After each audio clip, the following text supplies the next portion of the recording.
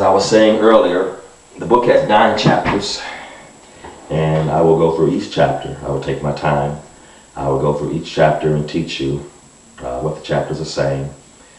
But I want to continue talking about the introduction. I told you earlier that I taught the book, or I wrote the book, because I saw the frustration, I see the frustration of millions of children in schools, public schools, private schools, even the college level, etc. And that's a good point I want to bring out. This is not just something that's afflicting children, but this is a problem that's carried over into adulthood. Children who have unresolved anger issues with their father, etc. That anger and frustration, angst and distrust, mistrust, carries over into adulthood. And so we see this problem manifested in marriages, because if you haven't dealt with that anger issue, then you carry that into your marriage. If you're a female, you may carry that distrust, that mistrust into your marriage, and that may create problems as far as you relating with your husband. If you're a young man, it may carry into your marriage and create problems with your wife. In some cases, the alienation between fathers and sons it is thought, can lead to men becoming homosexual because of the brokenness, the broken relationship between father and son can cause, for whatever reason, and I'm not an expert in this area, but it is thought that this broken relationship can cause something to go wrong with the sexual orientation of both boys and girls. And so their sexual identity can become perverted, can take a wrong path, so to speak, and they can go down the road of homosexuality. And so this anger, this angst, this alienation, this frustration that is carried over from childhood manifests itself in many different ways. Some of the crime that we see, much of the crime that we see, is a result of the alienation between children and their fathers. I've ministered in prisons before, and normally when I ask the question, how many of you had a father in your life when you were growing up? Normally around 75% of the people to whom I ask the question will answer that they did not have a father in their lives when they were growing up. About 75%, that's a very large percentage. The father is gone. The children, the father is to be there as the primary, not the only, but the primary disciplinary source. And then when he's gone, and then the mother's trying to work, she's trying to make ends meet, she's trying to keep a roof over the head and food on the table. She's trying to be mother and father at the same time, which is really impossible. Though many women do a valiant, commendable job in trying to fulfill both roles, but it is just impossible because it's not God ordained. And so as the woman is trying to provide for the child, often the children are left to themselves. And the Bible says a child left to himself will bring his mother and father, bring his parents to shame. But often the father is not around to become shamed. Often it is the mother who has to shed tears when the child goes to jail, when the child is killed, when the child becomes involved, entangled in the criminal justice system. So I wrote the book because of those experiences. I also wrote the book because of my personal experiences. My father was in the home when I was growing up, but he was emotionally absent. He was very introverted when he was sober, very distant, very emotionally distant when he was sober. The only time he could relate to you on a friendly, laughable, I guess I'll use that word, loose level, was when he had been drinking. It was almost like the alcohol freed him to interact with his family and with his children. But when he wasn't drinking, he was very emotionally distant. He was there, but he was not there, which is one of the chapters in my book, there, but not there.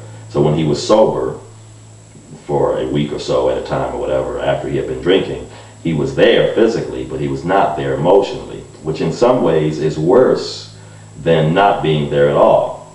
I often use the analogy of the quarterback who's in the huddle, and when he's in the huddle, the team is expecting the quarterback to provide verbal leadership, body language leadership, saying we're going to score the touchdown, we're going to drive down the field and score the winning touchdown or kick the field goal to win the game or whatever.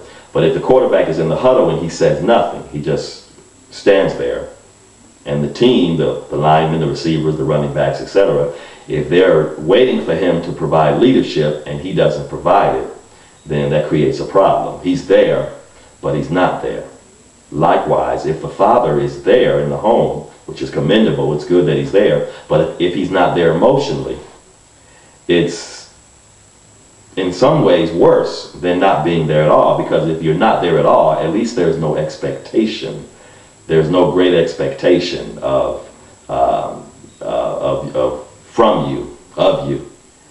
But if he's there, the children, the wife, the family have a right to have an expectation that the father will emotionally interact with the family, with the children. And so my father was in the home. He and my mother did separate when I was in middle school. I think I was in 8th grade or something like that, 9th grade maybe. He and my mother did separate during my middle school years, but they never did divorce. They separated. He stayed on that side of the town where we grew up, and then my mother moved to the other side of town, and I often had to go live with her, and I didn't like that because all my friends were on the east side of Buffalo, New York. That's where I'm from. On the east side of town, that's where and all my friends were on that side of town. So if I had to go stay with my mother, then that created resentment, etc., because my friends were on the east side. But my mother and father had separated, and I moved to the west side.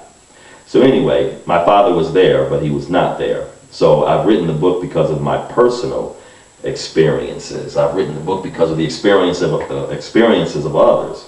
I've had people tell me, the people that I interviewed for the book, I had them relate their experiences to me, and I would talk about many of those experiences. I would briefly talk about many of those experiences as I teach from the book. I also wrote the book because I wanted to be able to plant a positive seed of healing and reconciliation, because we've got to forgive our Father. If he has forsaken us, if he's still alive, if he's no longer with us, we've got to forgive him, because if we don't forgive him, then we can't be all that the Lord wants us to be. We can't minister to others and be ministered unto the way the Lord Jesus desires, because we're still walking around with resentment toward our Father. Yes, our fathers have perpetrated some pretty hideous stuff upon us, whether it's sexual abuse, alienation, emotional betrayal, alienation, physical betrayal and alienation. Our fathers have heaped a lot of stuff, dumped a lot of stuff upon us. But we still have to love and forgive them as the Lord commanded us to do so. Otherwise, we're only going to be a shell of ourselves. We can't be who the Lord wants us to be. And so I wrote the book to give a positive, to plant a positive seed in the lives of those who need healing and forgiveness. And so when I start teaching from the book, I'll start with chapter 1. Chapter 1 is called, What Manner of Man Was This? In the beginning of in the first chapter, I talk about my father, his upbringing, his childhood. I talk about the fact that he was born during the Great Depression in 1934. I talk about the fact that his father died when my father was about 6. So now here we have my father growing up in the throes of the Great Depression in an economically devastating time, and then his father dies. So now my father grows up. I believe there are 4 boys and 4 girls. All the boys are dead now, including my father. They're like 4 boys and 4 girls. They're growing up in the Great Depression. They're poor. They're in the grip of poverty. And then my father's father dies. And so I talk about some of the negative effects that had upon my father. And so as I talk about chapter 1, we'll get into that as well as other things. God bless you. We'll see you soon.